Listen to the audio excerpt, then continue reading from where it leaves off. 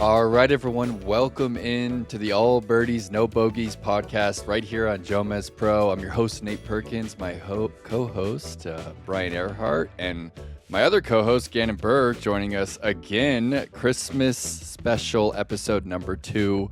It's Christmas Eve out there. I'm looking out my window, got some snowflakes coming down. Adam Zucker's son is headed to his first... he's learning to drive, and apparently it's 50 miles per hour, raining over there, so Adam's feeling pretty good about that. And we've got Madison Walker joining us from the Panhandle in Florida, which is in Central Time, and you go a little further east, and you're in Eastern Time. Madison, does that trip you up sometimes? It trips me up on almost every thing that I do because everyone assumes I'm in Eastern Time, but I'm one of 5 counties in Central Time in Florida. Yeah, Florida does weird stuff consistently. I don't know what it is, but there's just like a little warp down there. I used to work for a dental software company that would send out automatic reminders to patients. And a lot of these offices in like the Panhandle of Florida or in Arizona, where they have Arizona time, they would have these IT professionals that would work for them outside of that area. So they would have no idea. So every time, like clockwork, when the time would change, these patients would be showing up an hour late, hour early. It would be a complete nightmare that we'd have to put out every single time. So yes, Madison, thank you for coming on when I told you the wrong time. That was my fault. We got a wonderful episode today. Yeah. We got 4 commentators. We got a guy who gets commentated on by commentators all the time. This is going to be great. Perkins, take it away and go ahead and show off what you got for us. Yeah. What do I have for us? I mean, this episode today, Brian, is all about running back some of Allbird's best moments. We're going to look at some moments on the Disc Golf Network. We're going to look at some of our work on the broadcast, and yeah, I think highlight some of just some silly moments throughout the tour. What we saw out there, it was, I feel, disc golf's best season ever as far as, views and the actual competitions themselves, the level of golf that was played. Gannon played the highest rated tournament all time and tied the ratings record. So we're going to have a great time running some of that back today, Brian. Well, before we get into that, we have 2 people that, we've talked to. We talked to Madison. We talked to Adam Zucker. I want them to reflect as well. Gannon and Holland did it yesterday. I want you both, as commentators, and Madison, commentator and player, reflect on your year. We'll start with you, Madison. How was your 2025? I think busy is the best word to describe it. I feel like the schedule is more full than it ever has been. And then doing the player commentary thing, like your days are full as well on tournament weeks. I loved that we had the big European stretch too. It was my longest time getting to go over there and play a few events, and I loved that we really kind of took advantage of that this year and spent a lot of time over there. That the tour moved over there for a while, having the 2 majors. So yeah, I think busy is the best word to describe it. And I was ready for the off season for a little bit of a breather. So we talked in our episode of Catch that we did, I think last year, at the Carolina Raptor Center, of course. Got to look at some birds Obviously. first. But you were talking about your being on camera all the time, doing commentary, but then also balancing that with not being on camera and how you feel being a public face in disc golf. How did that play out for you this year as a commentator? This is the first year that I get recognized regularly off the course. And by off the course, I mean at the airport, at the gas station, at the grocery store. So that was crazy. I mean, I know disc golf's grown just rapidly in the last 5 years, but this was the first year where I was like, you know, I got caught in some weird situations, like in my pajamas at a gas station, and some guy comes up and asks me to sign a disc, and I'm like, oh no. But yeah, so I mean, pretty cool that disc golf got so big. I never really saw that in my future. So I mean, absolutely crazy, and I'm glad, that disc golf is in more homes than ever. Adam, I want to ask you. I think was that you calling the Army Navy game? Was that you? That's become my favorite event of the year. It's truly a bucket list event that everyone should try to get to. And you go in early and watch the entire Corps of Cadets, the entire Brigade of Midshipmen march on like they do at their usual home games, but here they're both on site. And I mean, I've been 20 feet away from President Trump, President Obama, in my time covering the event. I don't think I was ever like within clear eyesight of President Biden, but the number of dignitaries who are there, the football coaches and players who show up to watch this thing, and the kids in that game are just different, and in today's climate, just more different than ever for what their path really is. Even though some of them can go pro, what their path is and their humility and yet their mindset of service is so unique. And they come and join us on the set after the game. So yes, I am fresh off that and now trying to flip the page into basketball starting tomorrow full time. But yeah, Army Navy was incredible, and if you can ever get to it, I highly encourage it. But I also just lowered my A1C a little bit. My blood work came back, so that was good news. So Great. Yeah, baby. yeah. Man, I've got a question for you, Adam, because we were speaking about this internally on the Disc Golf Network, and I feel that when a commentator or broadcaster as yourself has to cover multiple sports, I mean, that just has to increase the workload for you, you know, a lot. We just we know our pros, on the MPO and FPO side, and those are our guys, and we're sticking with them all season. What is that process like to switch sports and have to, learn about all these teams across such a vast group of people? I would say the hardest time period for me is when basketball starts and I'm so at the if I worked for ESPN, for example, I would still be riding the football wave into the playoffs starting tonight, or starting, with the first round. With basketball starting in really November, once that gets going, that's where I have to like pause the football brain and open up this file over here. And then basketball especially has become so hard where big name players are on new teams every year. And like Kentucky is a whole new team practically, except for like Otega Owe. And St. John's, a lot of new players. My alma mater, Syracuse, I think there's like two guys I recognize from last year's roster. So that is a little bit more work than joy, I guess you might say. I wonder what it's like for fans sometimes, where the front of the jersey means so much to people, and it's great that these kids have all these awesome opportunities. Don't get me wrong, right? Like their freedoms and they're able to make money, which is awesome. But some of the transactional nature of it is mind blowing right now. So I find I'm taking more time to get ready for each season because of all the new. I mean, college sports, you're gonna have new people all the time, but some of the zigzagging that goes around, and like, there's Yeah, one guy, I think TJ Finley's gonna be on his seventh football team next year. So it's like, that's it just unreal. that part of it's a little crazy. And he's But getting paid. Is that part of because he's getting paid to go to these different schools? I'm sure he's getting something. A lot of it is about opportunity, right? Like the original nature of transferring was about opportunity. And no one else has to sit out if they transfer universities for their education. So why did athletes have to sit out? Okay, cool. And now they can make money off of it. So originally the thought was, okay, Russell Wilson wants to go to Wisconsin and play baseball and have these other opportunities or whatever it is. Like, it makes sense for that guy to go. Or, so and so is a potential star, but he's on the bench. And he transfers to go somewhere and have his star come out. But now you have star players holding out for more money from their current schools, you know, under the threat of Interesting. might go somewhere else.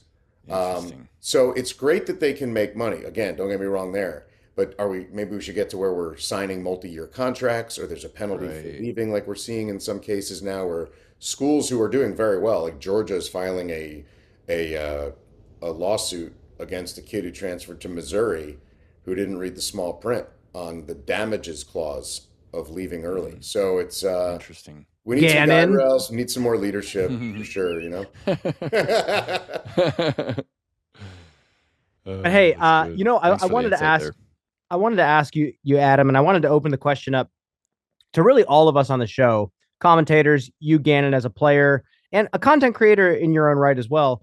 But Adam, you can start this. For you as a quote unquote veteran of what you do you feel like you're still refining the craft of being a commentator? And what parts do you feel like you still screw up routinely that you kind of embarrass yourself on? Nothing. Definitely refining, just in terms of getting more comfortable and realizing that as the years have gone on, there's people who come into us especially on the cable side of CBS who are new, and I need to really guide them through it. And for me, it's allowed me to actually be more casual, more comfortable, and more of kind of what we're getting into kind of on a show like this, or what you see on TV, whether, maybe it's people don't put on a suit and tie as much anymore, or there's less direct look at the camera and read the teleprompter, and it's more conversational. So I enjoy that stuff. Screw up stuff, man. Like, there's some times where I guess I'll think the teleprompter can sometimes be a gift. It can sometimes be a curse if you go into autopilot. And like the other day, I had literally just gotten back from Army Navy. I'm trying to remember what I was doing. There was something else I was doing on Tuesday, and I turned around, and then Wednesday I'm going in, and we had this weird late night doubleheader, and a producer I don't normally work with, and sure enough, like, he had copy and pasted a bunch of the scripts that I had written for the first halftime into the second halftime, because the setup lines were the same for all these basketball highlights, so no big deal, right? Except he also copy and pasted the opening line of the halftime, which said, AT&T at the half, midway between, like, whatever, like, it was like UNLV and Grand Canyon women's game, which was our first game. And we were into an Air Force and Boise State men's game. Except I see an indicator in there that the script is written. I don't often look at that, and I often don't read it verbatim anyway, because I'm just looking at my teammates and having fun. But I was so fixed on it and so just like a little out of it that I read it verbatim. And as I said UNLV, I corrected myself, because I was like, no, that was our first game. So it's my fault because it came out of my mouth, but that's something that I got to just always be aware, always be watching out. Got Bruce Almighty. I will say, I will bring this into disc golf. When me and Perkins were doing the gatekeeper commentary, I made some of the most royal mistakes in disc golf commentary. And it's a wonder I'm still here doing this, because I one time said that in disc golf, it was better to have more strokes than less strokes. And and that was not taken too well. People, they caught it, of course. I also said that always catch it. I think I said this earlier on the show, but I said that New Jersey was, and you're going to hate this, Adam. I think I maybe told you, but I said that New Jersey was New England, and that wasn't taken too well either. You thought that New Jersey was part of New England? I just said it. Just we're came like out this of the mouth. small cluster of states up here in this corner. The Mid-Atlantic, they say. Oh, no. But Northeast.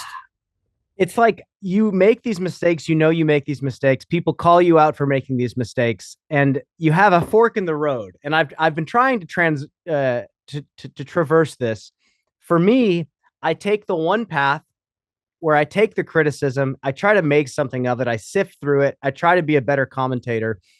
Or I feel like if I go the other way and just say F the haters, which I think would be a good strategy for the short term, I think I would personally descend into a deep pit of narcissism where I then don't listen to anyone, and it would not be good. And you know what? Kudos to those who can do that. But then I'd love to hear.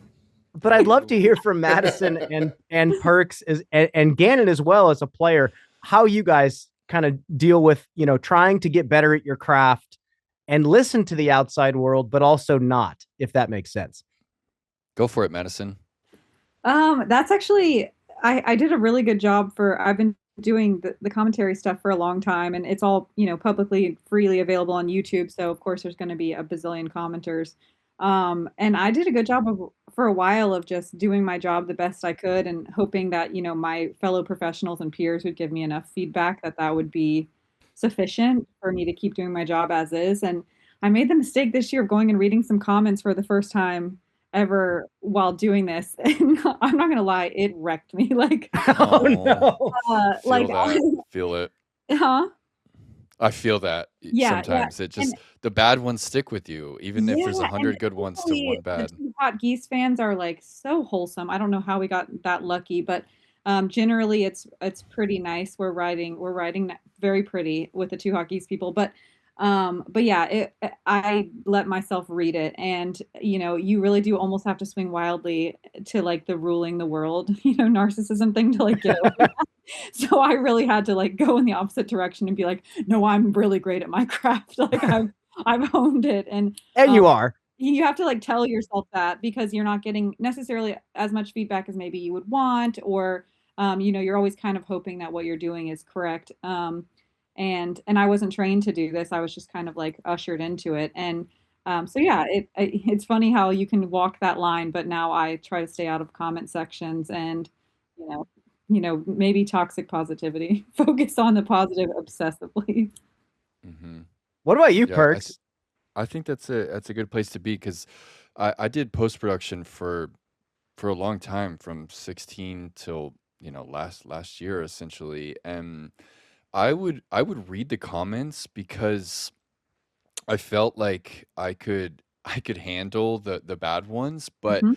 they do still stick with me, some of them. And I think that what can come from those is when I see 10 people commenting the same thing, like, "Hey, Nate, you're using this word wrong," or like, "Nate, you sound stoned." Even though I'm not, it's like I think it's you more the way sound you like you look. woke out of bed, It's the Yeah, right. But ponytail that gets it's people. yeah. But when there's an emergent truth, I feel like on the comments, I'm like, okay, I could improve there. But And those how, go how, in easily too. They're fine. yeah, it's like, okay, 10 people commented the same thing. Like, hey, I got this stat wrong. I got a disc wrong. I said Gannon was throwing a PD. He wasn't, something like that. It's good to correct myself there. But for the most part, the people that I work with, like, I trust Brian Earhart the most. When we get to work together, we talk and I'm like, hey, what'd you think about this? How did you feel like I set up this shot right here? And when you have someone like that that can give you their input, and I think that's the best way to really sharpen the blade rather than like diving back into the general public on a consistent basis. I mean, you have Erica and you have the people at Jomez who can you can bounce ideas off like, hey, how do you feel like it's going? So, Well, and and I because think that, everyone's gonna have, like, very different opinions on how you should do commentary and what it should be like, serious, mm-hmm, funny, Hmm. all of that, like, mm-hmm, you kind of have to take everything with a grain of salt and, like, be like, "I got this job because I'm doing it this certain way, and if that stops working, then it does. In the meantime, there's not mm-hmm, gonna be everybody that likes it, and that's fine." right, right. Yeah, and yeah, I think you and Eric have a great thing going with the post production of the FPO, and the the the ease at which you guys go from comedy to education. I think is great. So I hope that continues. Thanks, that's I, really Yeah. nice.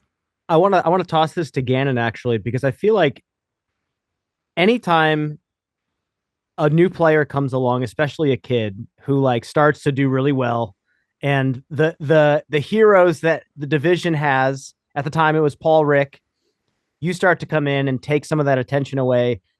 Of course, you're going to get a lot of people like, I'm not calling this guy dad. This guy's not dad.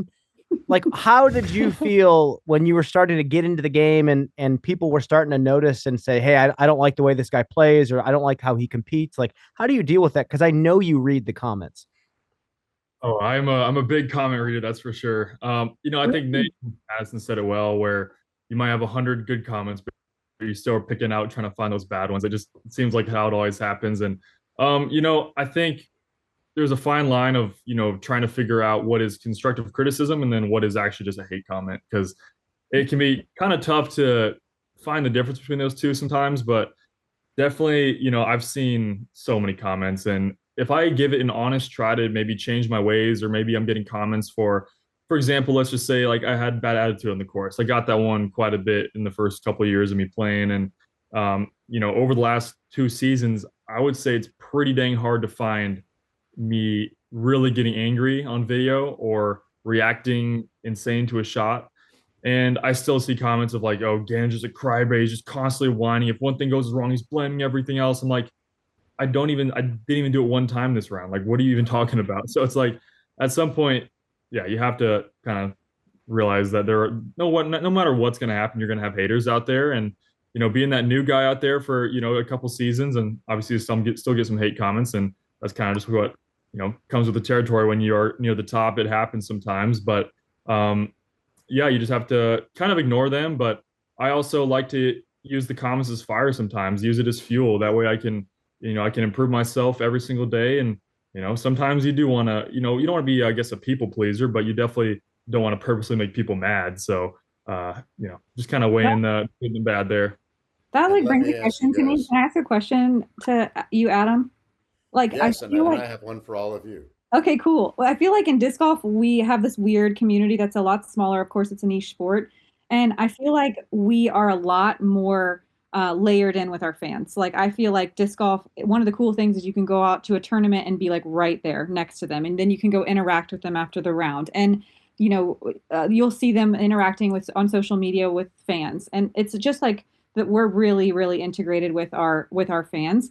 And I mean, I do pay attention to other sports, but I mean, is that something that you see a lot in other sports and even with your job as a commentator? I mean, are you even thinking about comments? Is this like, are you thinking about fans ever? Or is this like a disc golf problem or like a niche sport problem? Are we nuts? Are we crazy?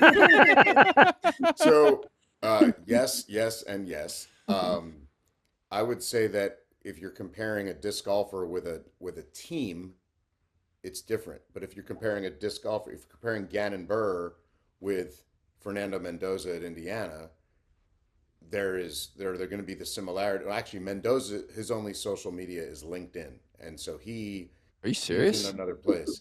But That's awesome. someone, yeah, yeah. So Wow. a quarterback, right? A high profile person who is on Instagram and gets comments on a post or gets tagged on something his team does, sure, they could go in there and interact with people. In a lot of cases, there's people who are on the sidelines of these games, and they're the closest thing there is to having a VIP pass at MVP like I got this past year. So there is that interaction. The closest thing in sports I think I've experienced to disc golf is NASCAR, because I covered races when I worked in Pennsylvania and would be on pit row and be there for qualifying day, be there for, the work days. And you can be that close to some of these drivers and their teams and see what's going on and watch them, doing whatever it is, and going over to their RVs across the parking lot, maybe before they all started staying at hotels or whatever. Whereas a lot of other sports, they're traveling by team. And then ball golf, good luck trying to, scanning your hotel key card to the same floor as some of those cats, right? But so I think that the interaction is there. The question I was going to ask you guys is, do you, like, I know if I get done with a halftime and we had a great halftime, I'll see a bunch of texts because they're there first, and then I will go and see like what our team clipped off and whatever else, because that's an important part of it. But I always kind of take a deep breath and sometimes even wait till I'm done working for the day before I look at comments. So I just wanted to know if do you guys like consciously wait till you're in a good mood, or sitting down, like how do you manage the input of what could potentially be negative? Because my original thought on this whole topic was that the people who are posting negative comments, they were in a bad mood to begin with, and part of the problem is that you're in a good mood. Do it, whatever it is, whether you're throwing an amazing shot, saying something great, giving an opinion, hosting Army Navy or Big Ten championship. like we all do it in a good mood. We love what we do. And if they disagree with you, it's amplified by the fact that they're now mad. And so that's my overarching question on So this. here's this. I'm taking this right away because I have worked with nearly everybody on the team. I haven't worked with you yet, Madison, but I would love for you to do some live. That would make me happy. You've There's got my your wish painter's list. tape still, Brian. Yeah, the painter's tape that failed me yesterday is in outer space with me. But anyway, wild behavior across the board. It varies greatly between commentators. There are some commentators, I'm not going to name names. Some will just straight up, if we're live first day on YouTube, they got the chat just running the whole time. And sometimes they are clacking in the chat while the broadcast is going. We got some people with Discords. There's some like big live disc golf fandom Discords. And we got the entire chat up and people are like, and sometimes it's helpful. Here's the thing. I pulled it up one time in Europe because Esapeka does this. I'm going to name one name. He is with the people while he's commentating. And sometimes it's really helpful. Sometimes there's some stat nerds that are on there pulling like really niche stats that you're not going to have any time to pull. And they're doing it in live time. So it's helpful sometimes. And I feel like for me, if I try to do that, I am not watching disc golf at all. The one tournament that I tried to do it with Esapeka, I realized there was like a 2-minute span that I wasn't watching disc golf. And I was doing a postseason like commentary critique with one of the guys in the production booth. And he showed a clip where something great happened and I didn't say a single word. And I was like, yeah, I probably wasn't even looking at the screen the entire time. I was probably talking. Yeah. I was talking to I was talking to some guy. No, it was terrible. But anyway, I'd love to hear what you guys think, Madison and Perk. Go ahead, man. Yeah, I could never have the comments live like that. That's for dang sure. But again, like I went years without looking at comments at all. And like the reason behind that in my brain is that there are athletes and commentators. And the ones that, when I finally looked, the ones that stung the worst were the ones that were talking about why would we want to listen to what you have to say when you're not even that great of a player. And you're like, how good do you have to be? That's the problem. I'm like, I'm out here grinding. And like, that's I feel like I'm silly point. I'll never be a disc golf announcer, I guess. Legit. It's like, well, obviously, if I'm not playing good enough, that's why I'm commentating. No, I'm just kidding. Mm-hmm. But no, I think here. Retired early. But no, it's I think that like in my mind, I didn't look at any of this stuff because I feel like there's athletes and commentators everywhere doing their job every day for, the past bazillion years that don't look at comments. They didn't even have comments back then, and they did their jobs just fine, and they're beloved, and they were successful, and they had their jobs. And so what's the point? I like Perkins. I did like the idea of having some more feedback, constructive feedback, but once I went and did it, I realized that I don't think it's quite worth it because, like Adam said, 90% of those bad ones are coming from places that are negative, not constructive. And so I don't think there's enough of a point. And Gannon, props. I commend you for being able to still compete clear-minded at such a high level so consistently while still knowing what everyone's thinking. Because I think that that's almost a superpower of really elite athletes. And it's not one that I have. So I think that I don't make a separate time to sit down and look at comments. I wait until my boss says, hey, Matt, we need you to address this because we're seeing in the comments. And then I'm like, perfect. Nice. Here's what I saw. So me and Gannon are on a bus to Chengdu, China. We just got off the plane. We're going to the World Games accommodations. And Gannon's just sitting there watching Disc Golf World on his phone. And he's like, what the heck? Like, that's their job, is to talk trash. And he goes on right after his Worlds win. And he's like, oh, what the heck? Oh, he turns it off.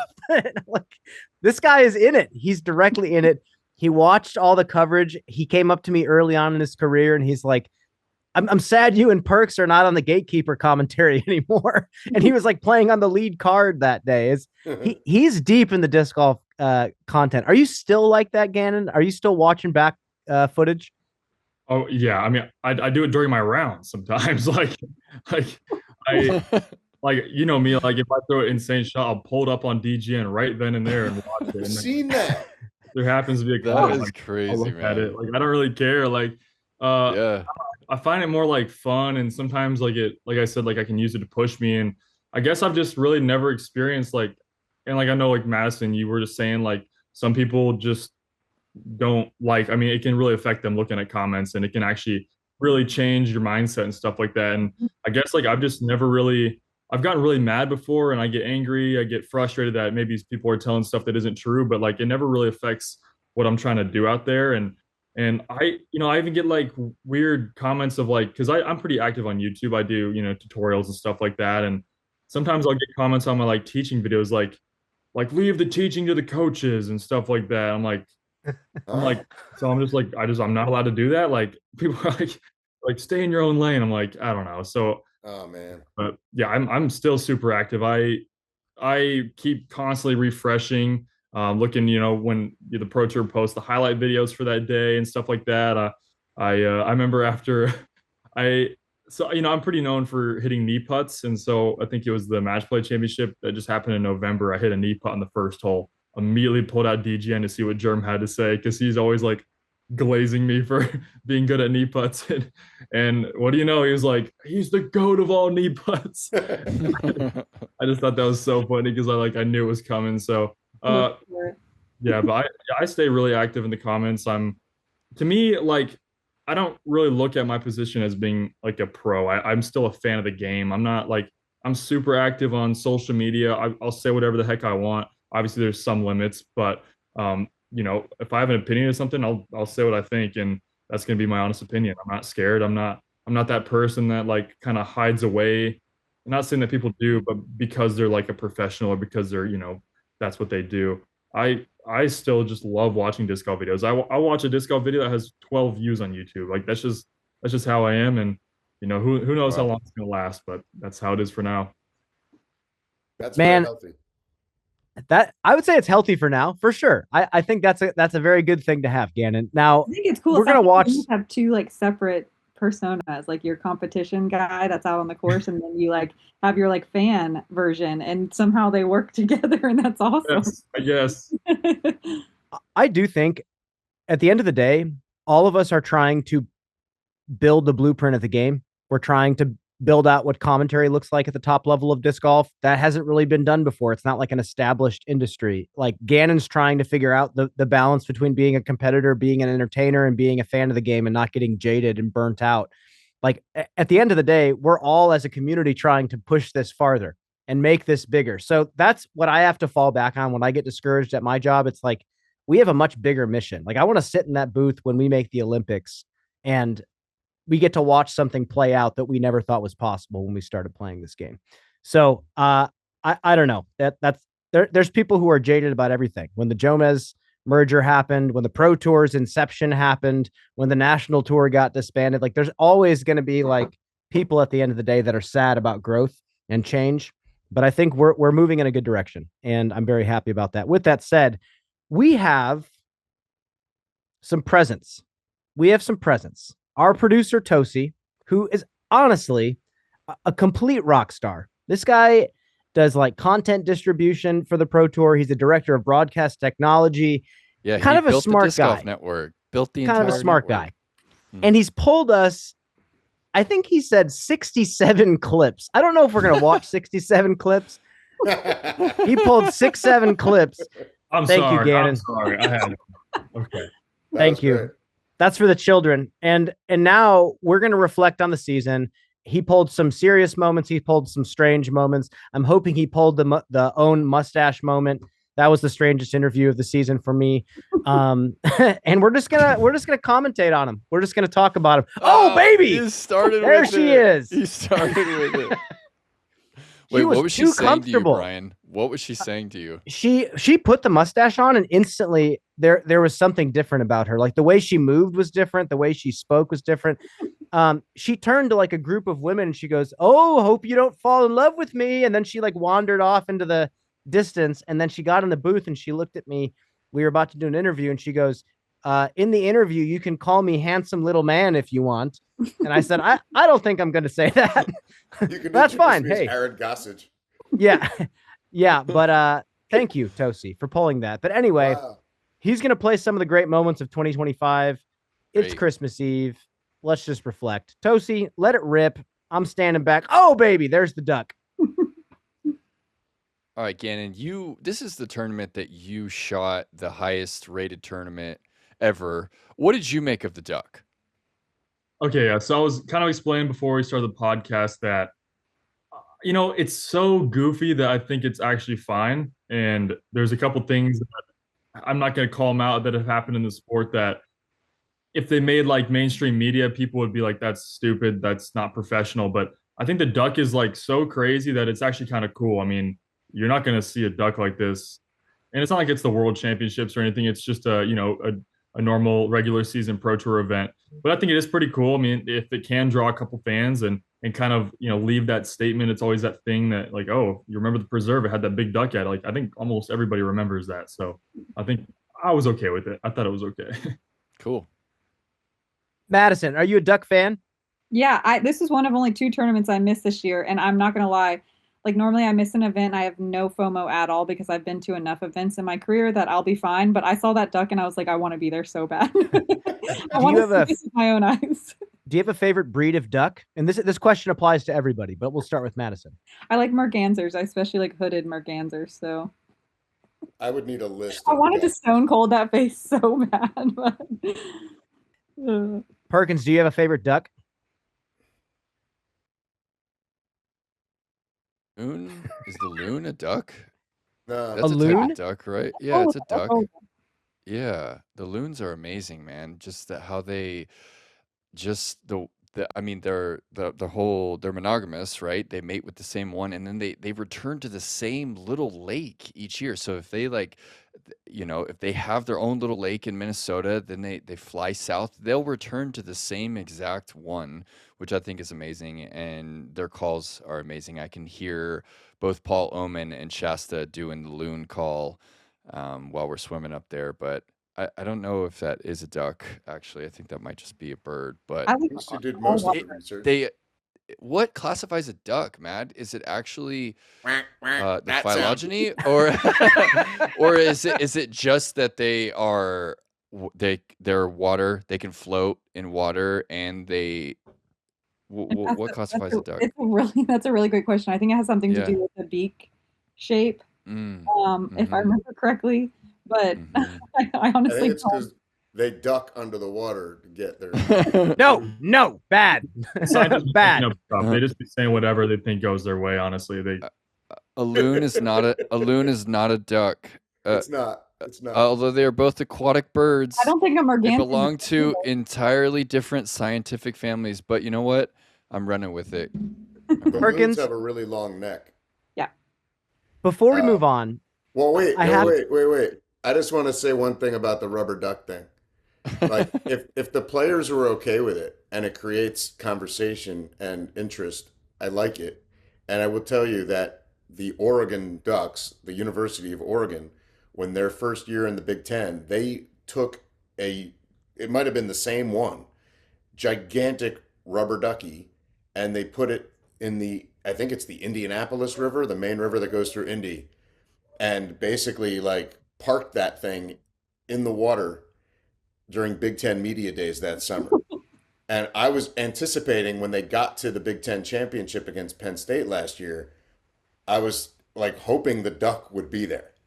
Like it's a conversation starter is all. And I would be for I it. agree. That's it. Yeah. I agree. And speaking of ducks, last thing I got to say, one of Perkins' greatest calls, most underrated calls of his career, The involved black-bellied- ducks. It was like, oh my God. The I was black-bellied on- whistling duck in Houston. Yes. Yeah. We throw it down to Perkins at the Texas States in 23, I believe. And he was on fire. He was texting us like, oh my gosh, there's this type of turtle.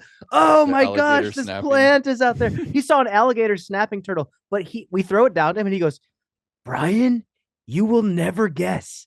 There was a such and such turtle on a log with a black-bellied whistling duck. and they are right next to each other. And our camera guy caught it, and they showed B-roll of this duck and this turtle just hanging out with each other on a log, and it was hilarious. Unbelievable. Some of the greatest B-roll of like of every event. Grant was so obsessed. He was like, Nate's the Bob Ross of the on-course gig. It was actually mind-boggling. In the background. Yeah. I really think, Nate, that was like where I felt like you as a commentator found your voice. I mean, you've been doing that kind of stuff for a while, but you leaned into it more that tournament than ever before. And the last thing, do you remember when we just like lied about the bird that we heard at it was falcon? Waco? Yeah, and I was like, that bird call, that's a falcon. And you were like, wow. Yeah, there's a nest of them in that tree in the distance. And someone in the comments was like, "Oh wow, great bird knowledge out there, guys." I don't think it was a falcon. It was like 2021 Waco round 1, hole 3. If you want to go for it. But anyway, moving on. Tossy, let's unwrap another present. What do you got for us? Come on. Best shots of the year. I think this is the best shot of the year. This is nasty. This is catch. You've got to believe in this guy. That's amazing. And then Gannon, the talk about the catch there. Too. The cage call. Oh my gosh. Yeah. Well, just talk about how unlikely it is for that to actually catch high in the chains like that. Well, it's also going a million miles an hour. Like, it was a full send, and then this was a par 4 for them, so it ended up being -3 on the hole. Obviously, like this is crazy. It's coming in so fast. Just typical Evelina line, low ripper, committed. Can't wait for this catch cam angle. This is gonna look sick. This is so gone if it's past the basket. Like I don't even know if it was a good shot, honestly. Like it was no, it's a good shot because most FPO players don't go for this shot at all. So the fact that not only she went for it, it was also pinned is crazy. Yeah. Was it like 470? Yeah, 470, and it's downhill, but the wind was so crazy that day that no one was taking that risk. No one. So this is the European Championships, correct? And this is at the Sula property. So the first year that the Disc Golf Pro Tour played up in this part of Norway, they played at Ovlerås, which we've played now for the past few years, but we also played at Sula, which is about an hour away. So both of these courses are right up against the fjords. They're amazing. You fly into Ålesund, this beautiful airport that's like at the edge of the fjord. Then you take a car underneath, the bridge goes underneath the ocean to get back to the town to then go to these courses. And Evelina dominated that tournament, and then Niklas absolutely dominated in the MPO field, and it was a great week. That was all on the network, right, Brian? Yeah, this year. And I have to say that final shot that Tossy showed of that crazy wind play on hole 1 that Evelina had, I think that's so underrated. That shot is insane. Being able to play a right to left crosswind like that, I don't even need to know what the wind direction is to be able to guess that. It's so hard to throw with that steep of an anhyzer, that high. Look how high she plays it. And then it goes wham, and then it sets it right back on track. The first time I saw someone do that, it was Barry Schultz at Ledgestone, of all places. And I had never seen somebody not just opt for a sidearm in that crazy of a crosswind, and he just forcibly jacked this boss on this vertical anhyzer, purposefully got it to get shoved down, and it flew the rest of the flight. And it's sloping downhill right to left. Like you get a skip on that and it lands flat. Like it lands perfectly flat. Nuts. Tossy, I'm present hungry. Give us some more. Oh, baby. Yeah. I was on this card. Yes. Where are you? Talk about it, Gannon. Dude, like this thing broke right at like 420 feet. And it was like, you never see one that high in the gap. This is an FD, it's like a 7-speed. And he's just putting it out there so wide. I mean, it's like, I think right in line with the path the whole way. Look at this drone. Oh my gosh, this is ridiculous. I mean, like, if that would have gone in, like, I think the best days of all time. I mean, I don't know how you can top that. That like nobody even gets close. Like it's a feat to land inside 40 feet on that hole. Like a good drive, I'd take a 45-footer. No one's getting basket high on that hole ever. And it was pure. It maybe got through one branch, but I mean, he hit the line exactly how he wanted to. And gosh, that was crazy. Well, Gannon, can you touch on the shot's crazy, but how many pros could actually recreate that? Because it just feels like Niklas is a little bit more in tune and a little bit more capable with getting those late flips like that. Can you touch on that? Yeah, I mean, a lot of it actually depends on like the play style and like the disc selection. So that disc he's throwing has like a little bit of dome to it, and it's more like like Calvin and Niklas throw very similar lines in terms of like those like fairway driver kind of like late turn.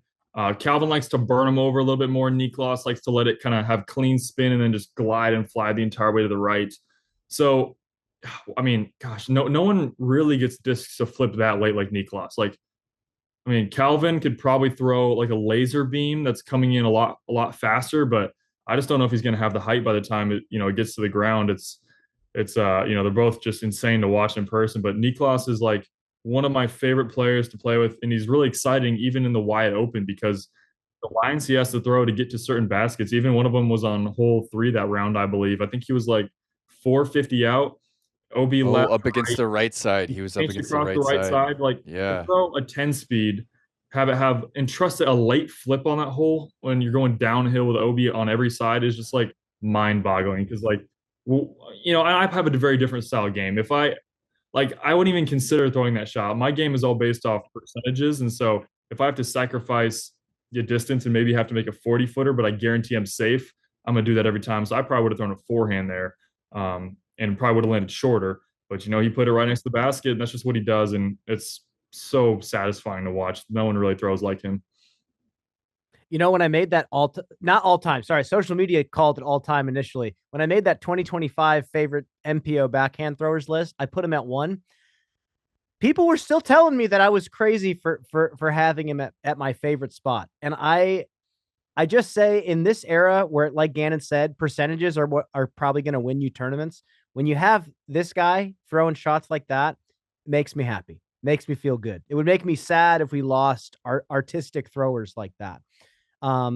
Any final thoughts before we open another present? Was that the same hole that Calvin had one that also had a crazy amount of ground play? It looked similar. Yeah, Calvin threw a forehand and got this like really crazy like anti-skip down the hill. Like it was coming in on hyzer, skipped, and then like bounced left and flew again. It was and Yes. he parked the hole, and nobody parks out with a forehand. So Nice yeah, recall. that was There was That a time. unique slope and gap, so it just cracked up the memory open a little bit. Gannon, I want to ask you, if you were lefty, would you try to throw over the tree line, left side? like a high hyzer. Like a stall? I tried it one time. I don't know. I mean, it's tough to recall it right now just because like it's not a line that my brain goes to. I don't think about that and I have a decent distance forehand, but nothing that would ever come close to that. I don't know. I honestly don't know. I'd have to look at it. I know Eagle's gone over the top backhand turnover before, just to kind of play the crash shot, but that's a recipe for losing a disc, honestly. Yeah, I almost lost a disc. It didn't go too well. Reed Friscura successfully did it because he makes every lefty line happen. He was like lefty legend in my mind. And every time I would find out he would pull something like that. Like when he went hyzer on the baseball field hole, I had to try it. Went out of bounds like 3 times before I finally got one. But the mandatory skip on 17, that's one of his off the water. Yeah, the intentional skip on 17 back-to-back days. Shout out Reed Friscura. Throw the shades down. Tossy, open another present for us. Thank you. Oh, I forgot about this. OTB or no, Champions Cup. Champions Cup. Yeah. I was in. Were you on this card, Gannon? I wasn't, but this is one of the furthest drives of the year. We had a good win here. So the left to right's keeping that disc up. A lot of people don't understand how wind affects rollers, but when you have a left to right wind like that, it's going to keep pushing it right, but it's not going to ever turn over. And he does a great job here. I mean, one, look how hard he throws this. You can see the amount of energy he puts into it right there. Crazy amount. And this thing doesn't even hit the ground until probably 400 feet and then rolls at least another 400 feet probably. Like, oh my gosh. So far, it's a par 5, and he's making it look like a par 4. Perkins, you were out there? Yeah, I was out into the field, and yeah, I think Gannon's right on the money there. It probably hit the ground at 450, and rolled at least another 250. Like I had it well over 600 feet, and AB. It's funny because he doesn't crack too often, yeah, especially when he's out there competing for the win. But when he lets a good one go like that, he'll crack a smile and just like laugh and like look at his card mates or look at the crowd like, yeah, that was pretty fun.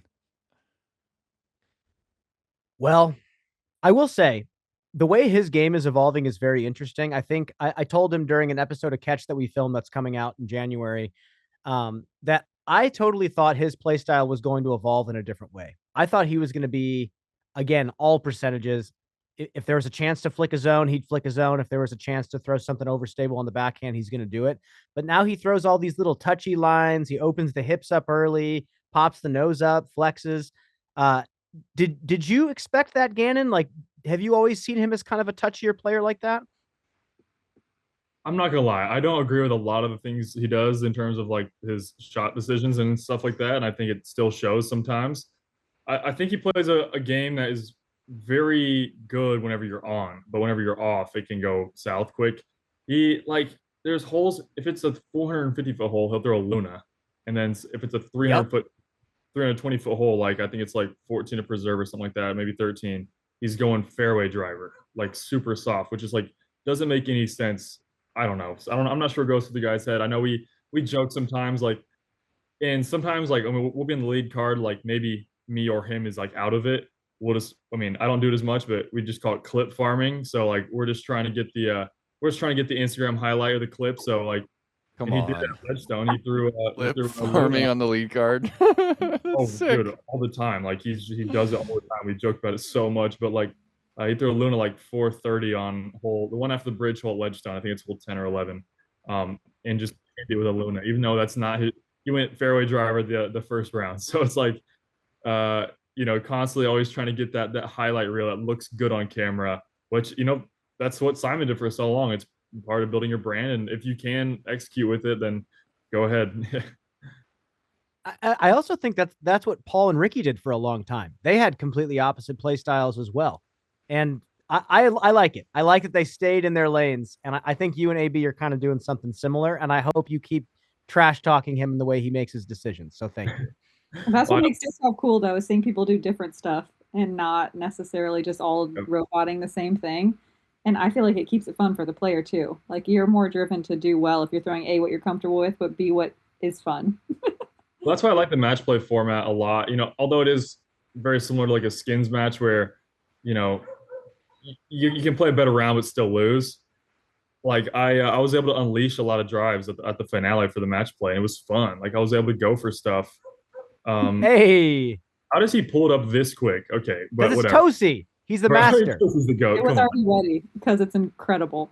But I'm really ripping a driver as hard as I can here. Like I don't even care. I'm just throwing a driver as hard as I can, and I'm trying to get that clip farm. And I pulled it up on my phone immediately after, and I watched it back because I was like, I got to see how far this thing is. It's so funny. The catch cam is so far past this group of spectators that are locals. They had never seen anything close to that. So you spun the catch cam and you soared over the heads of these spectators that were at the elbow, which nobody reaches. And they had the greatest single sports spectating moment of their lives. They stood up, they walked back, they like checked to see what disc it was. They were so stoked. And that to me, we were talking about how special disc golf is. We're still in that era. Like I know it used to be a lot more like the Wild West, but it still is like that so much. And yeah, same tournament. I mean, you almost dunked it in on hole 3. Oh, This is silly, Gannon. Talk about how no one ever gets through that right side. Yeah, I found probably a 25-foot open window where there really wasn't many branches. So all I had to miss was the tree trunks, which obviously you weigh your percentages. I thought I hit a tree here and rolled back. I couldn't even tell what I hit. I knew I threw it right where I wanted. You can kind of see the gap I'm aiming for there. Throw it straight, have it turn a bit left, and then you see that pretty open area actually. And I was kind of annoyed. It's always so annoying to throw that good of a shot and you have to make a 45-foot uphill putt. I was able to make it, but I mean that's another situation where it's like it's the last round of the season. I really don't care what happens. I'm kind of here just to clip farm. Did you see that possibility in advance, like on a prior round or walking the course, or just in that moment from that spot you saw that window? I mean, I've noticed that it was there. It's definitely there. But yeah, I mean, I probably wouldn't do that in a normal tournament setting. And I think, I don't know how I feel about like ratings, because we all know the rating system's a little bit weird. Maybe not the most accurate at times, but I also think like ratings is a big reason I don't go for stuff, which might be sound stupid, but like it is cool to have a high rating, break records with ratings, and especially when as I'm trying to break and reach the ratings record, which I have it tied right now, or I have it tied. Um, you know, like I can't go for stuff like that. It's not worth it. But maybe if I'm up 5 strokes on a pro tour with a couple holes ago and there's an opportunity for a fun shot, then I can just go for it and not have to worry about the consequences, as long as it's not too stupid, like where I'm going to lose 5 strokes but I'm still going to lose the rating. Like I don't lay up putts for wins because I want to preserve the rating. People don't like that I do that.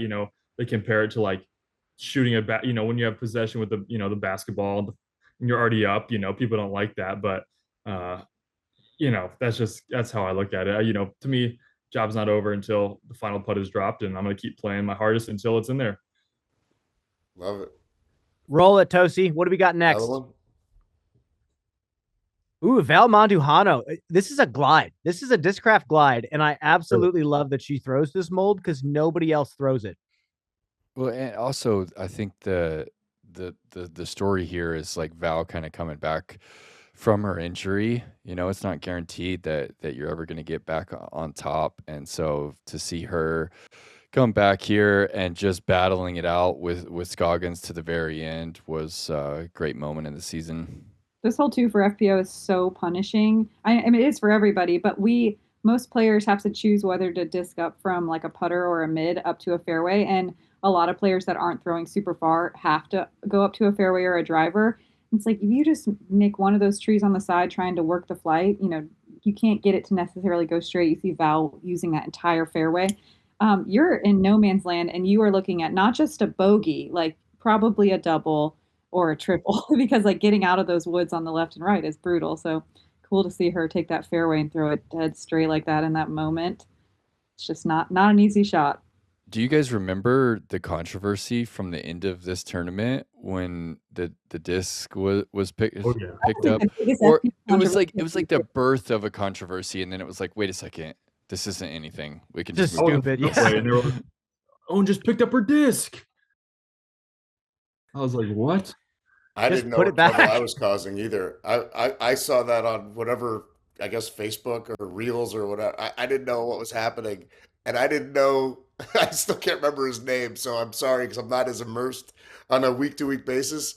But I didn't know that like the guy from Ledgestone was the TD. Oh, Heinold. Heinold, yeah.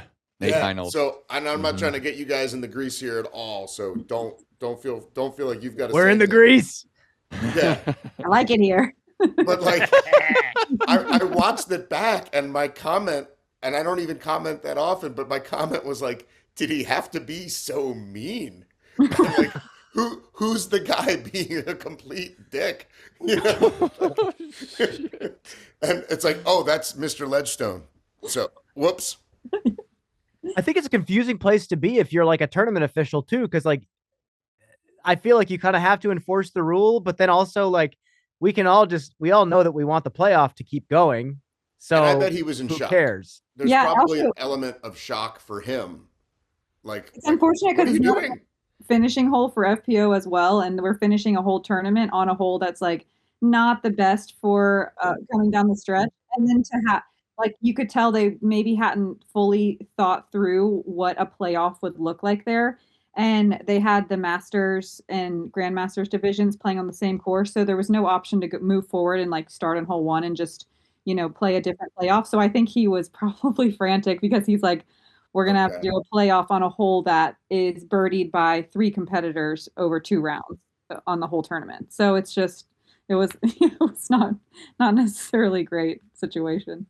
Although we see a lot of events, right, where they'll repeat the same hole. Yeah, just that one wasn't a great one to do that on. There are like finishing holes that are so good, like they really tell the story, especially like those ones where it's like 3 holes in a row that are just like perfect for coming down the stretch, but sadly that one was not one of them. Tossy, roll it. So many good moments. You know what? This is making me feel nice and warm and fuzzy inside. And you know what? This one made me feel super warm and fuzzy. Look how nervous Is that Cadence Avery is. Jenkins? It is. My guy. What happened to Wait, what's wrong here? I think She's Holland hyperventilating. Hyperventilating. I'm pretty sure that was when Holland threw it out of bounds. Yep. Oh. With a very aggressive shot. And then oh gosh, I like knew it was gonna happen too, because she had kind of a pinched off angle and she like barely juiced it. And I think that was Cadence's reaction to it. And Cadence threw an absolute dime of an approach with a like flippy mid range. And it like even like flipped over, stalled out, and like helicoptered down like right next to the basket for her first win. That's Hey, super. Gannon, next year, whenever I can't show up to a tournament, will you fill in for me? Unbelievable recall. Yeah, I'll do FPO commentary. I've done like 4 commentary gigs. I mean, I'm 5 out of 10 commentator, but it's all right. But yeah, Holland's shot on that in that moment was so close to being good too, but it was so pinched off. So I got excited there because recall wise, I didn't know people even like I didn't know about anyone signing discs when I first got into this deal. So after I did the Worlds in 06, the first person to ever sign my disc was Avery Jenkins. He was my guy. Ooh, the Wraith, dude. You get the 06 Wraith, man. That's a good disc. With our guy Nate Doss and Climo on there. And that was at Lake O, right? Lake Olmsted? Yep. And the Hippodrome and I'm trying to remember the other one. It was at the Hippodrome too? That's crazy. Yeah. I got the DVD. I played my on first top of the sanctioned shelf round here, at the Hippodrome. There was there was the one where Johnny McRae shot a ridiculous round, except he either had the start time wrong or he had overslept. Wrong course, yeah. Yeah, he missed the first couple holes, so he got was it par +4? And Mike Mosier was the other finalist, but I didn't catch him. So yeah, I think some of that footage is on YouTube. So if anyone wants to find a strapping young Adam Zucker in the beginnings of his career calling some disc golf, 06 Worlds, baby. I was a little older than Gannon, and I had John Dusler. John Dusler as my was the TD who then turned around and was the color commentator when we taped the recap. And now John has his own production company, and he is flying the drones over big CBS sports events. And it was actually only tangential that I was involved with John and CBS. Like he actually met our operations guy out in the field and started this company with the drones. And so he's the one providing the drone coverage over our golf events, PGA events on CBS as well. So it's pretty cool. Yeah, I just saw him in Army Navy. It's like Second Lives. That's crazy. That is awesome. We're going to have an episode where we go back and analyze your commentary. No, it's terrible. It's terrible. I'm much more comfortable in the studio. DVD player. You should have John come on. We should actually. We should have a discgolfplanet.tv interview. I'll never forget. I watched Double G smack a spotter in the head at the Memorial, hole 18 in like 2011, and I could hear it through my TV. Wow. It was brutal. It was That's like the gnarly. spotter's hiding behind the tree on 18 at Fountain Hills and peeked out. And right when he peeked out, it was like crack. Oh. Double G driver to the head. I heard Crazy the person's John okay. Brooks, oh, sorry, B. Did Crazy John Brooks was he doing Disc Golf Planet when like Paul and Ricky went into the playoff in 2014? Was that Disc Golf Planet? It wasn't me You guys anymore. recall? I had to stop in wasn't like you. 08 or even earlier because of football season overlapping with Worlds so much. Are you talking about 2014? I don't. 2014 it was on Worlds. I Jomez, right? I watched that one live. No, we were watching it live. Oh, okay. Yeah, but I just can't recall. I think it was Crazy John Brooks doing the commentary and the interviews at the end. They interviewed. I remember this specifically. They interviewed him right next to each other. Interviewed Paul right next to Ricky. They asked Paul how's he feeling while Ricky's like standing literally right next to him and like in tears. Basically, I'll never forget that. I'm so thankful we aren't put in that position anymore, Brian. Like Let me just let me interview Niklas like right next to Gannon after Gannon wins Worlds. It's like that's Microphone switch one back and yeah, forth. Reality yeah, TV. that's gnarly. Anyhow, next clip, Tossy. Let's see it. Oh, baby. Wow. This was my favorite. I think this was my favorite moment in regards to how I felt physically in the booth. Yeah, I couldn't even believe it. That's such a massive shot to get right, and everybody had been screwing the drive up the entire day. That's nutty. Talk about another insane catch too. They're just high in the chains. I don't love these baskets aren't my favorite, but I can't deny that there aren't too many baskets that would have caught this disc. Gannon, what do you think? This is to shoot a 15 under par also and maintain the lead after he just won another major at the Champions Cup, and this was the next one. And people were like, Isaac Major Mania at this point. I mean, he's just locked in at the majors, and this was such a punch in the face for me because I shot 14 down that round, and he aced the last hole for me to lose a stroke with a 1090 rated round. I lost a stroke. I'm like, how am I supposed to come back? Yeah. So what an event. Man. from a production side, I have to say, there's one camera angle of the T-cam nearly gets blocked off by Ricky Wysocki. He leans right in front of the camera, and the focus from the lens goes straight to Ricky's back, and you just see the latitude sign, and the basket's blurry in the background. And there's been this conversation amongst the camera crew and like the operations crew trying to figure out like how we prevent those sight lines from being blocked. Like, do we need to like feather off certain parts of the tee pad where like players are told if you're not throwing, you can't be within this feathered area? But just like clockwork, disc golfers just instinctively, when we see a shot, the final shot in a card leave, we're all going to start walking. But when we all start walking, we block the shot of the person who's filming. So we might block off the ace on 18 from Isaac. But yeah, nearly a chaotic event there, but we caught And it. as players, you also have to be watching the throws from your card mates. Yeah, that's the thing is like I don't want to get penalized for not watching, my players, the other player's shot. I'd actually like that designated like area where the players can't be. I would actually like that a lot because what I don't like is getting told to move like 10 times during a round when I'm just trying to stay locked in. Like that's super annoying. I know like they're doing their job, but it's as a player frustrating, For sure. And I think boundaries like make things easier for everybody. And so this has been talked about for a while. And then it's like, where you're not supposed to be, and then you're good. And you're trying to focus.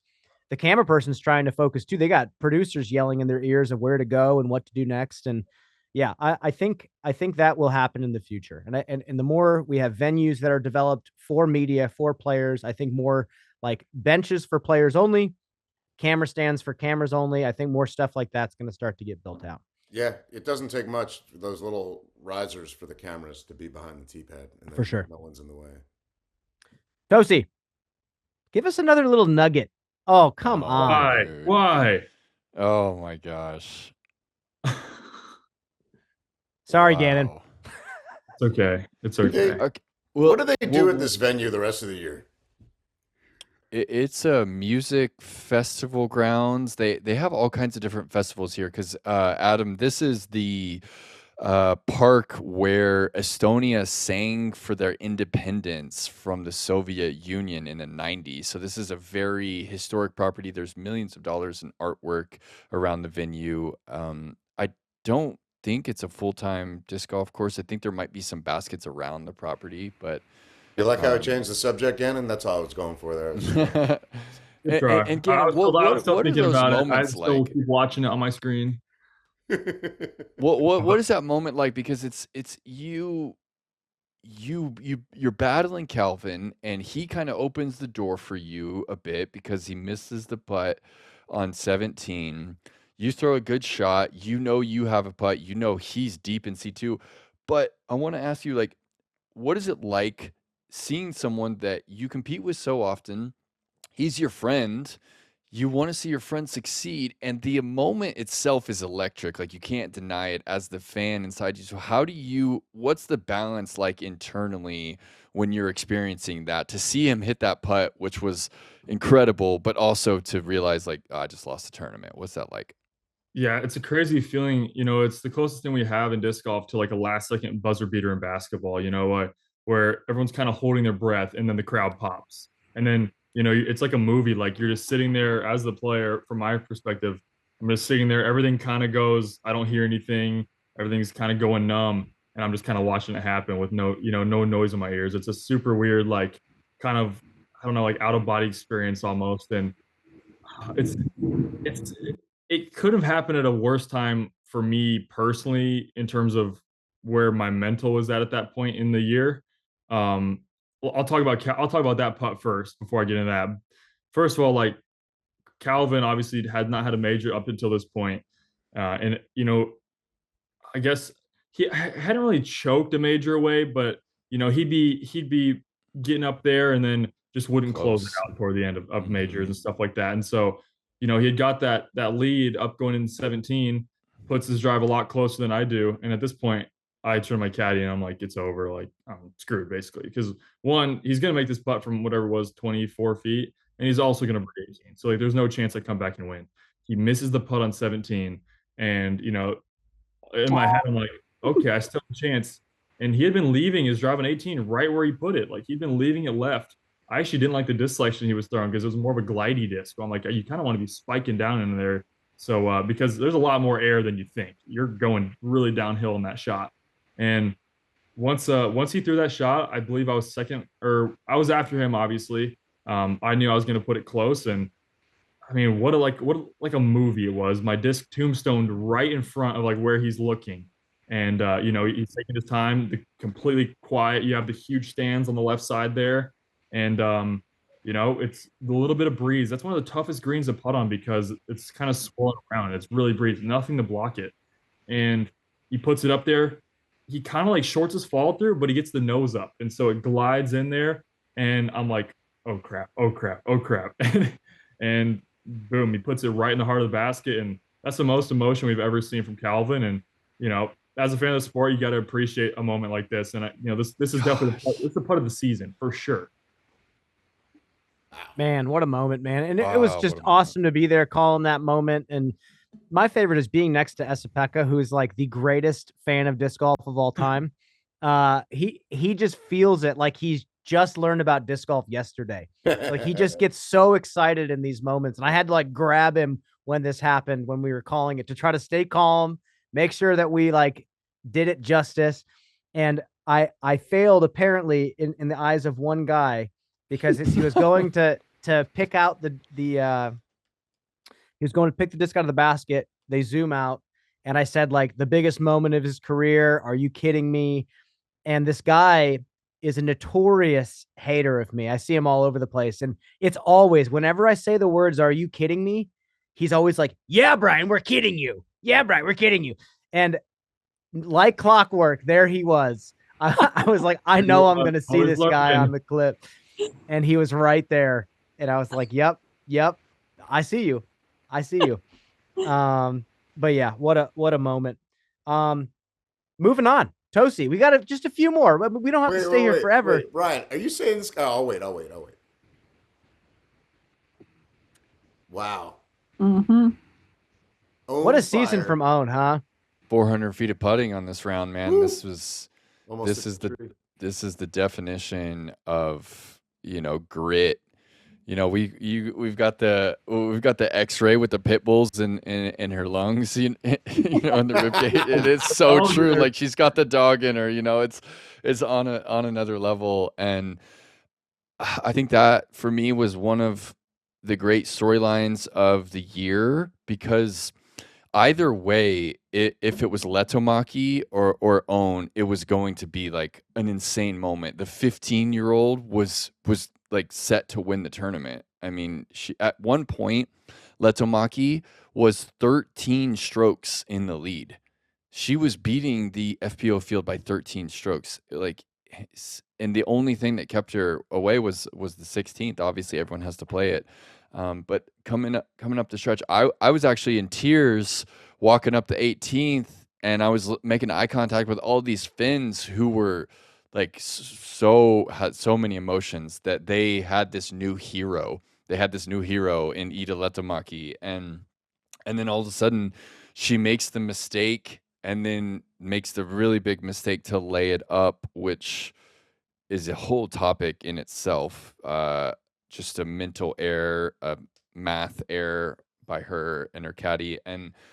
But for Owen to win both the Masters World Title and the FPO World Title in the same season is something we just don't see in sports in general. And so I feel like that moment was like on par with the 15-year-old hero that we were about to, champion there in Finland. So happy for Owen, and I'm crying. I'm interviewing her. It was just an amazing moment. And yeah, Madison, what do you make of Owen Scoggins during that final round? That was, in my opinion, the most exciting World Championships that I've experienced. And every storyline was so good. It was so fun to commentate over, just because you have Owen already having won Masters, and then Ida, and then two other Finns on the card, that everyone has known and loved forever. And it was just Evelina and Henna, I believe, were the four. But it was just like, it was the best Worlds ever. And there was no possible way, you couldn't really root for anyone entirely, and you couldn't really root against anyone entirely. And I think the fans felt that, because it was, I don't know, I feel so lucky that we got to commentate over that, because I feel like that will go down in FPO as one of the best World Championships ever, ever, ever, ever. I thought it was so cool. That I was so nervous for her with the short uphill, the raised basket. Mm-hmm. I have raised basket issues myself. Mm-hmm. Like my arm was weighing so much, because it's that certain distance. And even say the Y word. She had missed like more that week than even normal. Like she had like a problem that week specifically with those elevated putts. It felt like several players had, right? She took like no time. No time. It was a little further than yours, right, Gannon? Yeah, yours was like circle's edge. Hers was probably 16 feet, maybe. I don't know. But still, I mean, like for a World Championship, like both of our putts, like terrifying. And I haven't missed a bullseye. I haven't missed a putt that short ever in my disc golf pro tour career. And like I was shaking. I was like, wow. I could miss this. We've all pulled a putt on our pointer finger before, or something like that. Oh, yeah. So does that enter your mind? Does that enter your mind the visual of like this could actually like miss right chains and go OB? Like those kind of intrusive thoughts? Oh yeah, 100%. Like I think they're like, I'm kind of known. I'm nervous to do a little choppy putt, and I was like, just make sure you hold your fall through and open your hand. Do not yank this. I actually was focused on my mechanics quite a bit. I'm like, just keep it on the line, and it should go in. Like, pretty much no feel. I was all mechanics. So I was like, just get it in there, and crazy. Old Novocaine hands. That's what they call them sometimes, maybe. Well, it sounds like Tossy has another clip for us. It sounds like maybe two left. So I'm interested to hear what the next one is, or maybe see with my very own eyes. Oh, this was great. And you know what? Again, Gannon, you were on this card. Being able to interview Paul and say, hey, man, all these guys on your card were 2 years old when you started your pro career. He even was kind of like, whoa, holy cow. Oh, my God. And yeah, he won the world distance title in 2008. And like, here he is 2 years later, or not 2 years later, 18 years later, and won 2 events. He looks fantastic. It's cool because he's playing clearly like not prime Paul. He's got like a different play style. It's more touchy, a little less distance, so he has to get craftier. It was just so cool to watch him win 2 tournaments this year. But I'd love, again, Gannon, you played with him. Like, what do you make of Paul and how he's playing these days? Yeah, I mean, he made that post on his socials saying that, he's 35, and he's like, I'm going to give the next 5 years my all. Like, he's like, I got to make sure I take advantage of what I have left. Obviously, he's cemented himself as, in my opinion, the GOAT. But you might as well keep trying his hardest, and that's what he's doing. So it was cool to see him come out here. He's obviously battled, pretty bad shoulder injury in the couple years past. And um, I was one of the doubters as well. I was like, Paul will never win again with the way he's playing because there's always going to be somebody else that is going to be playing better than him. And he proved me wrong. He proved a lot of people wrong. He came back and he was right there again, hitting clutch putts. I mean, these tournaments that he won, he was hitting so many circle two putts back where like, I was like, you're not going to get a stroke on him if he's in C2. Like he's just going to make it. And that's vintage Paul right there. What else do you guys make of this? I mean, he's been in this game for such a long time. He really set the bar for a lot of us to make a living in disc golf in a lot of ways. I would say like him, Ricky, Paige, Kat, like all these players that have transcended multiple generations. They're pretty much all still going, which is wild. What do you make of this?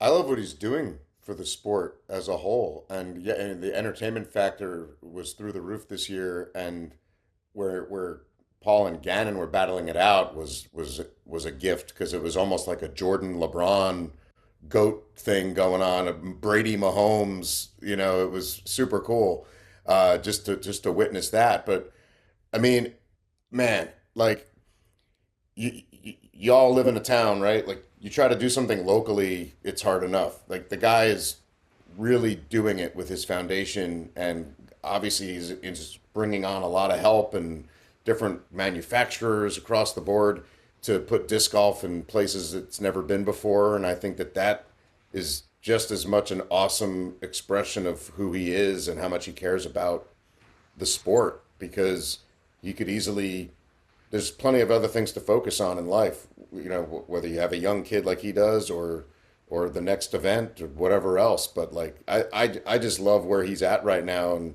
it's, I think, made this awesome runway that he's on last a long, long time. Gannon, I want to ask you, I think I asked Paul this question. How many players from your generation, like the newer generation of pro players, are going to have an 18-year long career? We don't know because like with the game being a little more physically demanding, I don't know. I mean, we already see young players having problems with shoulders and elbows and stuff like that, and we really just don't know. I think it's with a lot of things that are new. People try them out, but you're never really going to know the result until later on, until it starts happening to everybody. So at the same time, though, I think the people, you can't just be the guy that goes out and just plays frisbee golf professionally now. Like we're actually training. The top players it's getting younger. The bar is getting younger and younger and younger, and I think we're taking care of our bodies a lot better as well, and actually treating it like a sport. A lot of players, just making sure they're eating healthier, working out, practicing so much more. I saw Paul Kranz was doing 1,000 putts a day. It's something I used to do, but I don't think I could do that anymore. It's just like people You're too old. Are driven, man. They want it bad, and that's what's going to push the level. So, I mean, my goal has always been to play till 40 professionally. So hopefully I can make it there. Sweet. That's what I'll be here for it. Even more impressive too.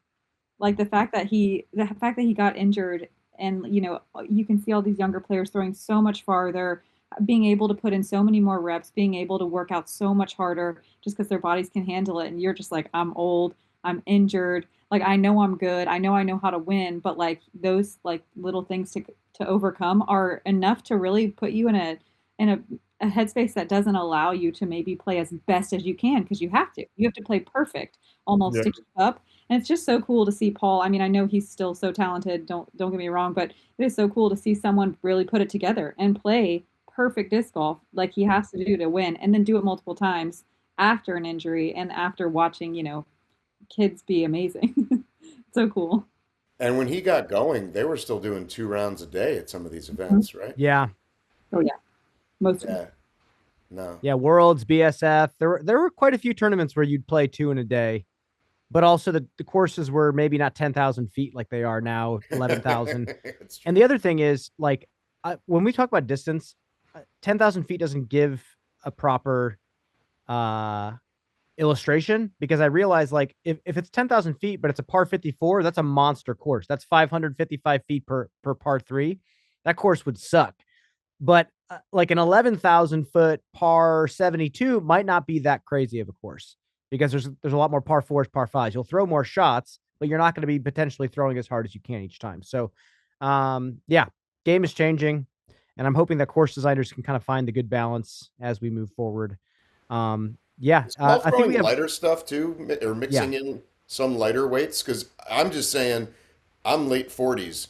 I started getting more distance in the last couple years based on the clinic that Ella Hansen did for us, thanks to you connecting me with her, Brian, and just downshifting from like 175 stuff to 171s, like unreal. Even some high 160s on. Yeah, Paul used to throw 167 and 168. Those swirly destroyers that he was winning worlds with 14 and 15. Those were lightweight. I don't know if he's throwing light stuff now, but I would guess that a couple of Throwing his flippy. forces are probably lighter. Yeah, and you think they're understable, Gannon? Yeah, I've looked through his bag a lot. He's throwing a lot of Buzz SSs and those Captain's Thrashers he's throwing that are the ESP ones. Like they're pretty flippy. And the one thing I did notice, like he doesn't really bag like too many actually overstable discs that are like would be I would consider like my meat hook and wind. Like I have discs that I can throw flat and wind that will not turn. There's not a single disc in his bag that would do that. So he just has a different style of play. He really likes the hyzer flip with like the fairway driver, and that's never been something I've ever even tried. It's like, but obviously, like you can find ways to win in any type of play style. Well, we're talking about getting older, we're talking about age and time, the passing of time. Well, our clip that's coming up next was told to us by Tossy is something we talked about with Paul Oman recently, and that was the Masters World Championships this year. Nate, I know this is your favorite disc golf ever, but yeah, just talk to us, Nate. Talk to us about what you saw here. Well, this was a magical week for a lot of reasons, and I think that it was more than just Paul Oman, one of my best friends, winning the tournament, but collectively the level of play was through the roof. I mean, Joe Revere had won 3 Masters World titles in a row. He was going for his 4th. He's 1035 or something close to that rated. We've got Steve Rico, 2-time major winner, I believe at least, throwing in here on the 13th. So Steve is playing on the chase card. That's it. That's Steve's nephew, Cam Rico, who actually won the Wintertime Open this year. So we got Bamba and Steve and Cam. The Ricos are just legendary. Steve was playing on the chase card with Jeremy Colling and Paul Oman. And then on the lead card, it was Dutch Napier. It was Joe Revere, Cale LaVisca, and Brad Schick. And the amount of highlights that were delivered on the Disc Golf Network, it was insane. I think Dutch's performance still makes me emotional. The amount of distance that he had on the putting green. Here's Jeremy Colling splashing out on 16th. This is 4 holes after Oman had aced, I believe. But this right here, I mean, Paul came on our show and he talked about how Dutch was actually one of the very first pros that Paul met. Dutch was selling discs out of the back of his car in a parking lot in Kentucky. And the moment right there, Dutch and Paul were hugging after Dutch threw on the first hole in the playoff and before Paul threw. So there's just so many moments in here that really kind of illuminate why disc golf is still so special and where we are really at in the grand scheme of things. For players to be like hugging it out while they're competing for a world title, I mean, it's a storyline that we don't really see very often in other sports. There it is, Dutch going OB deep right there, Paul tapping it in. I'm watching over in Europe with a bunch of other people in the middle of the night. I'm in tears. Yeah. Madison, I know that this is a guy that you've been close with for many years. What was your experience seeing Paul take this one If you down? know any of these players, this is like one of the most exciting 18 holes of golf you can watch, I feel like, that I've watched. Like just how everything played out, even if you don't know any of them, even if you know nothing about the camaraderie, it is just like purely exciting golf to watch. But yeah, I couldn't be happier for Paul. I mean, that it's so cool because he just somehow like continues to play at a high level for so long, but he's like one of the more laid back, kind of OG players, and again, just trying to keep up with the youth, and it's just great to see him still out there doing it. And then the Masters division right now is just, I mean, Kale's one of my favorite players to watch because he looks like he's having fun playing, and who doesn't love that? And like it's just it's great to see that like kind of a future for disc golf that's still exciting. I feel like in a lot of sports we don't get to see like exciting masters as often, but in disc golf it's like I'm glad we're putting money into it and effort into that because I think it's so fun to watch, and like the cast of characters is. It's going to keep getting better too, because again, the Pro Tour started in 2016. So there's all these players that are committing all their time to touring, and yeah, they're starting to trickle into their 40s. And yeah, I think the tour is noticing. And Gannon has 20 more years before Masters. But we're hoping that we can see you up there. I'll be 54 years old by the time you're 40, which is insane. This podcast will still be running. Everyone will be every day he's going to go Masters. And then why go Masters? Stay MPO, keep winning. Stay MPO, but man. You know what? I gotta say, that's for now. That's the end of the clips. We have to wrap the show up a little bit. Tossy finished a movie and he has to show it to people. Wow. Oh, how dare he finish his film? Movie? Yeah, it's on YouTube. Is it cool if we say it, Tossy? It's called Not for Sale. There's a link in the description of the episode. It's a short film that Tossy produced himself, and he's got to go show people that. So what I will say is I'm going to let everybody talk about some things that happened in 2025 that they still feel like were memorable, highlight worthy, that we didn't get to watch. Perkins, we'll start with you. Well, I got married twice in 2025 to the same woman. Whoa! Oh, the same woman. That's same woman. And so if I didn't put that as my like peak moment, my wife might sense it. She might sense it, even though she doesn't watch the pod. But yeah, so the way we couldn't figure out where to get married. The whole weddings have been just commoditized. It's a whole business. Everywhere was like, oh, it's going to be $20K to rent the spot, and you have to use our caterer. It'll be $40K total. It's just crazy. So we're like, let's just get eloped. And, I've been going over to Europe for the past 6 years in a row for disc golf. Very grateful for that. And I like to bring Catherine, my wife, with me for just some trips in the downtime. And this time we had, 12 days, maybe 14 days in between tournaments. And we went to the Highlands in Scotland, and I rented a camper van, little RV, and we just drove into the Highlands, and we had this elopement photographer, went up and wore the suit, wore the wedding dress, and honestly got some of the coolest photos that I've ever been a part of. And yeah, so that's probably the highlight of my year. And it's always somehow ties back into disc golf. I'm like over in Europe because of disc, have a few days between Estonia and Worlds, and the only person to not go right to Finland, took my time and went to Scotland and had, one of the peak experiences of my life. So that's it for me. I wish we had some video highlights that Toast could put on the screen, but that's okay. We don't have to watch that. But Gannon, what about you? What was your other highlight from 2025? Gosh, I mean, obviously my biggest one was the Worlds. I think underrated though, my second one was having the highest rated tournament ever at the Preserve. That was dumb. A really cool moment for me because I played a tournament in Canada in 2024, and here I am again. I told Ezra Robinson, I'm like, if I'm up like 7 strokes, I'll do something dumb. And so I did something dumb on this like par 4 that's a guaranteed birdie every time. And I threw it out of bounds. I got a par, and I ended up missing the highest rated tournament by 1 stroke the year before. And so to actually get it and then be on the Pro Tour was really cool. And that's going to take a while to break. I think ratings would have to become really inflated for that to happen. So, but yeah, who's your doubles partner going to be, Gannon, for that tournament? And can you and your partner even beat your score from this year? That was the joke. I'm just gonna bring Matt Schlabach as my partner. Let's go. I don't have a partner yet, so Let the bidding war begin.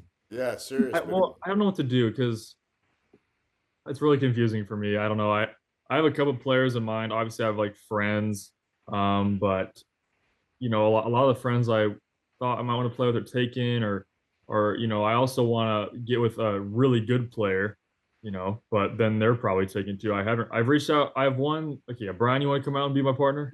Yeah, I'll pay you $20 if you'll have me on the team. But I just don't know what route to go with the partner I want because yeah, we'll see though. I mean, I'm gonna have to decide soon because people are getting teams together. But I think with whoever I have, we're gonna have good chemistry and should be a good time. I can't wait for that tournament. That's gonna be filled with highlights we're gonna see a bunch of clips for years to come. Adam, what's your 2025 highlight? Man, try not to think too selfishly about like me, but But what about it? well, What about me? Tell us. This is the so moment. I would say like it was very emotional, and that's why a professional moment for me would be hosting the NCAA tournament selection show. It was only the second time I had done it, but it was after Greg Gumbel had passed away. So that was wow. The dog did not like my performance. It was a somewhat out of body experience where like I could feel my mouth going faster than my brain, and really had to like pull back on the water ski rope. And it's a show now. College football has one too, where you're telling everybody who's in and who's out and who they're playing and all that, and you are the event. So to do that and to get the feedback I got meant a lot. I was actually going to tell you, as far as joy goes, my daughter being the lead in the school play and being able to go to that because there was a chance we were going to be at the USC Oregon game, but because we went to the Oregon Indiana game, I was home that weekend and I got to see her and it was magical. And I thought of that also because, and I didn't mean to do show and tell here multiple times, but this guy here, there was a weekend or it was a weeknight in June, and there was the schools were off because of like midterm elections. So because the polling happens at the schools, the kids don't go to school that day; they're out. So she wanted to go camping, and we found this campground that Matt LaCourte, who did the Steel Club in Pennsylvania and other courses, he put it in. It's 9 holes, super short, and you can only play it if you're camping there. So we booked for a night, and we got the discs that they give away at the place, and it's called the Great Divide Campground. Most of the time, they do music festivals and stuff there, but ace number 5 Hey. with my daughter standing next to me, and our faces, we both were just like, oh, and it was just uphill with a putter, Anheuser, 99 feet, and I was like, does 99 feet count? I asked Matt, and he's like, heck yeah, was there a tee pad? Yeah, okay. So I now have an ace witnessed and being like, I have an ace with each of my kids. And so that's right in really their cool. face. That's a really ace in your face. Like my son, it was like during peak COVID, my son was with me when I hit this other one. And he, before I could even like process, he was like jumped on me. So super cool moment there. Proud dad. That's awesome. Yeah, that was cool. What about you, Madison? Yeah, probably. I mean, doing the player commentator thing, and not playing so well the last few years, it was cool to finally qualify for the Pro Tour Championships. That's always a goal of mine, and grinding it out on those 3-day and 4-day and then 5-day events and back to back and doing the international travel and everything. You just don't ever really get a chance to like catch up. And then the off weeks, you think you're going to have a nice time, but then you're just like bouncing from Airbnb to hotel to host to whatever. So you just don't ever really get to chill and like rest and recover. So, and then you get to that end of the year swing, those championship events, those like, they're challenging, mentally draining courses. and having to like kind of buckle down. If I wanted to make it, I needed to play good disc golf, and I buckled down and did it. And so that was exciting because sometimes you know, if you've been doing it for a long time and you've got the haters, you think that maybe you're not capable of it. And it was cool to tell myself like, you can do this, and, you know, step up to my 40-foot putts and make them over and over again. So yeah, I was very excited to be able to compete at that event at the end of the year, because normally I'm just commentating at it. Well, for me, I'm going to speak as well. As everybody knows who listens to this podcast or watches, my house flooded at the Tour Championship. So frustrating. It's been a 2-month saga. I officially am back in the house. My furniture's back. I got the furniture back, I believe, yesterday. And I'm so happy. And to me, that was a highlight. It was a blessing in disguise. We got our first floor of our home renovated for next to nothing. And it was a builder grade home. So like a lot of the stuff was cheap.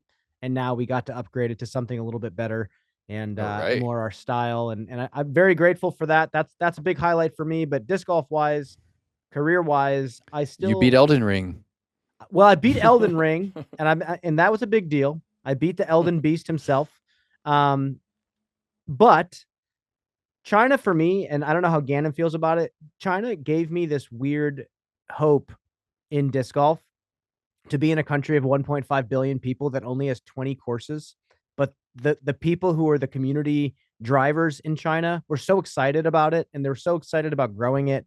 And it felt like we as a community outside of China were doing our part to show up and be professionals there. I mean, Gannon's walking in these alleys and like putting with people in the streets of China and like being an ambassador for the game. To me, that just gave me such a feeling of hope. And to have this co-commentator feel so excited about disc golf, watching him fall in love with the game each round. I don't know. I know it was kind of a wild event, but in general, I feel like we're on the right path, and international growth is going to be where a lot of the growth of disc golf comes in the next 10, 20 years. And I'm ready to be a part of it. So great year. But you know what? It's only Christmas Eve, folks. It is only Christmas Eve. Tomorrow, on Christmas Day, not only will you get to walk downstairs in your pajamas, open up some presents, make some hot cocoa, you're going to get to listen to us again. We have one more Christmas special show. And for everybody on the show, myself, Perkins, Madison, Gannon, and Adam Zucker, we say thank you. Happy holidays. Merry Christmas. We will see you tomorrow. See ya. Mwah. Guys. Oh.